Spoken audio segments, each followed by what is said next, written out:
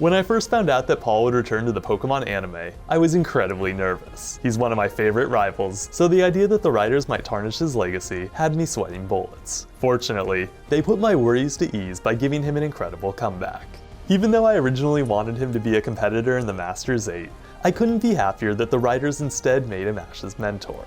It's genius to have him train Ash for the Masters tournament, as he had challenged Ash on an emotional level more than any other trainer. Admittedly, it was strange to see Ash and Paul as friends. The latter debuted as a ruthless bully. Although he and Ash both wanted to be Pokemon Masters, they were different in almost every way. While Ash treated his Pokemon like friends, Paul saw his as soulless soldiers. Those he deemed weak, like Chimchar, were cast off without second thought. Paul matured after getting beaten by Cynthia and Brandon, but it wasn't until Ash beat him at the Sinnoh League that he finally softened. It was awesome to see how much Paul has matured since we last saw him. Although he's still not as nice as Ash, it was cool to see him help his rival in his time of need. Their battle didn't last long, but it was highly enthralling and immensely impactful. I love that Paul used Lance, Cynthia, and Steven's aces during the battle, as it showed that he put ample thought into Ash's training.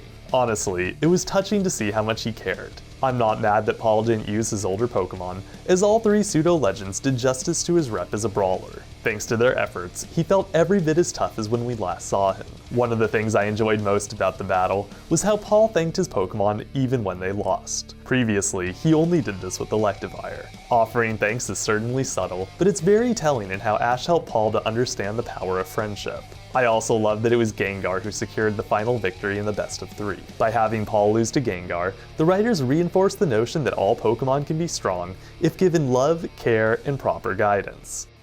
Like its mentor Infernape, Gengar was abandoned by its original trainer for being weak. While I think it would have been cool to see Infernape battle again, I like that Gengar was used as a stand-in. That's because the victory contributed majorly to its narrative arc. Gengar never got its revenge on its first trainer, so beating Paul can be seen as defeat in a proxy.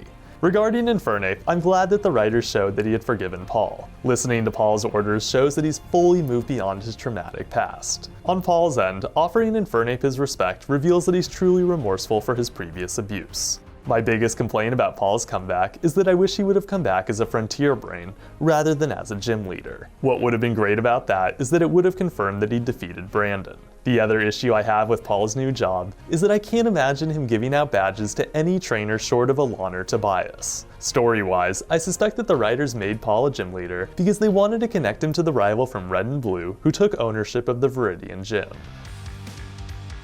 It was a real treat to see how Paul has matured as a character. He showed that he's learned to respect others, show humility, and accept defeat. Beyond producing an epic battle, Paul's comeback reminded me why I first liked him. As a compelling anti-hero, he's the perfect foil to Ash's optimism.